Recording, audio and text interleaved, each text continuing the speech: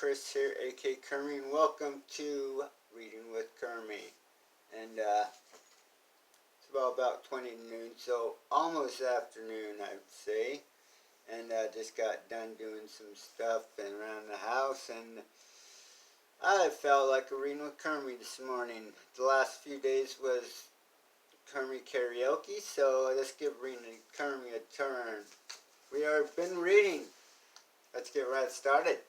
We've been reading Don't Stress the Small Stuff, It's Just Small Stuff, Volume 2 with the family. And we're almost done with Volume 2.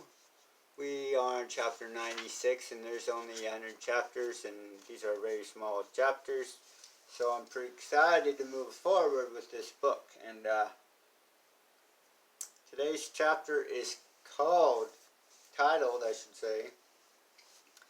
So, let me get my readers on. You know, I just had these for the last couple weeks, and I really dig them. I've embraced them. So let's get started, shall we? Chapter 96. Surrender to the fact that there's always something to do. Ain't that the truth? Alright, let's see what this has to reveal to us today. Sometimes making peace with the obvious is enormously helpful in preventing you from becoming overwhelmed or resentful. There are many observations about life that fall in this category, including there's never enough time to get everything done.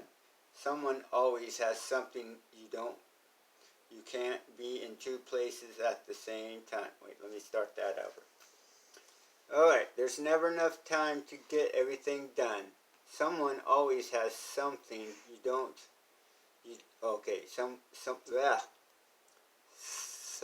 Someone always has something you don't. Get it. Next sentence. You can't be in two places at the same time. There are trade-offs in life. Tax day is April 15th. You are going to get older and eventually die. You can't be all things to all people, and of course, there's always something that needs to be done around the home.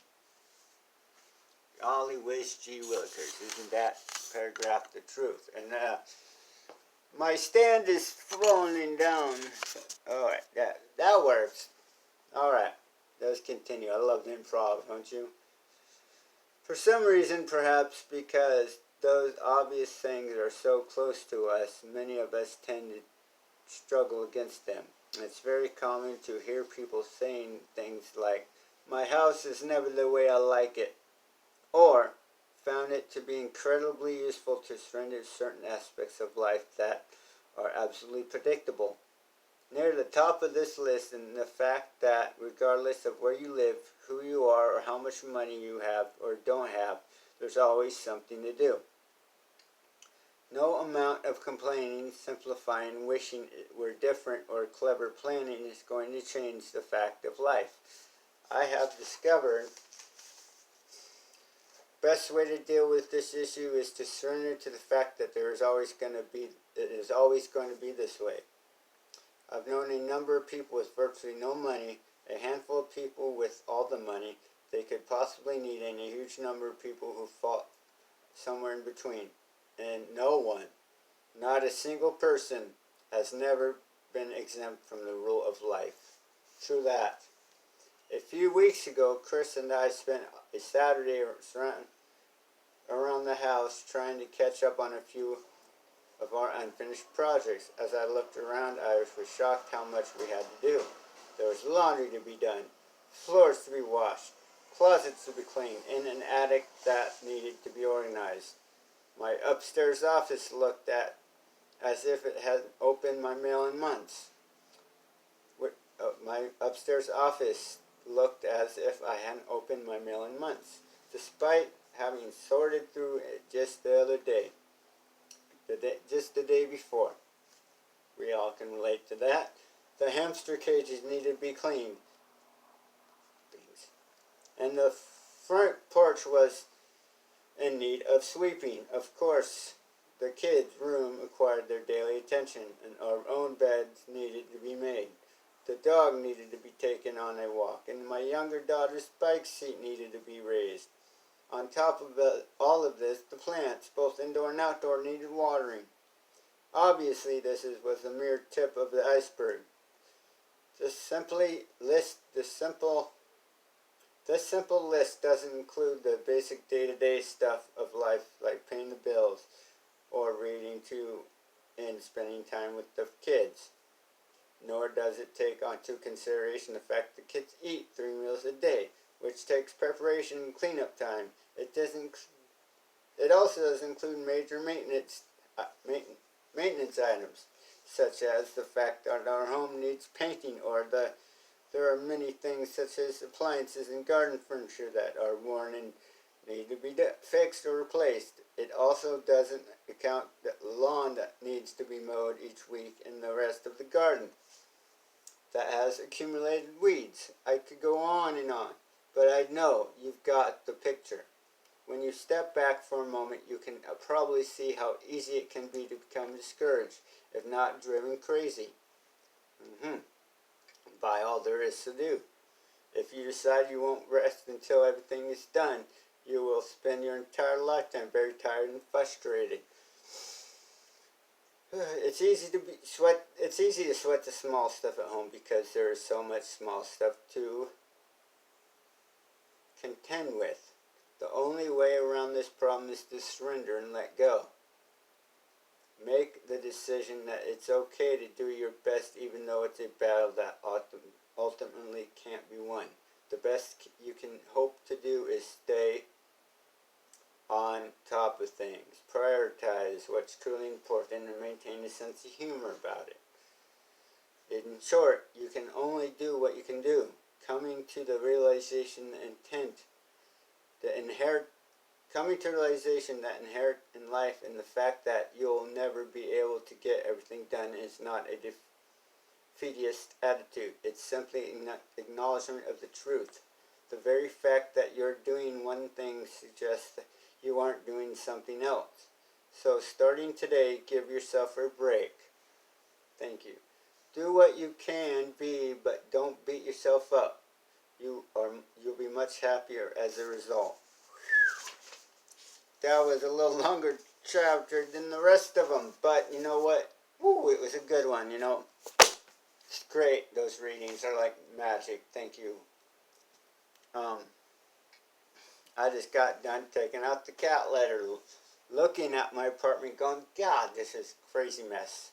Tired with piles and piles. But, you know what? That meeting was so meant to be right now. And, you know, it's so true. We got to give ourselves a break. I got to give myself a break. Because I get frustrated. You know, even this morning, probably the last several mornings, I've woken up before I open up my eyes I got up with mental chatter, blah, blah, blah, blah, blah, blah, blah. And I know we all do that, but we got to give ourselves a break going, okay, we can only do what we can do and do the best we can with what we got. Life is always going to have something, no matter if we get frustrated or walk away in anger and blah, blah, blah. It's going to be life. How can we perceive it to make it the best life we can with what we got? Is, I guess, where I was going with that. And, yeah, you know, I got out of the shower, changed the freaking litter box, looking at this mess and piles of my roommate's stuff, and, you know, the last 2 years only having 10% of the apartment, it feels like, because of all the stuff. Yeah, it can be frustrating. Yeah, I've been getting resentful over it for you know, a long time. But, you know, starting today, it's just like that book shared, you know. And I've been working on this for a long time. Just take a deep breath and say, hey, this is what it is. I'm in this situation. There's things I put myself in this situation about. And what can I do about it? How can I change it? I can get pissed and frustrated and have the anger hold up inside like I have been doing for a very long time. I don't like it.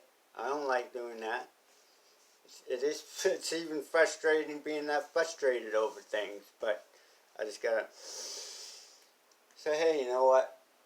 It's what it is. I can walk away, come back later to it even. You know, there's many solutions.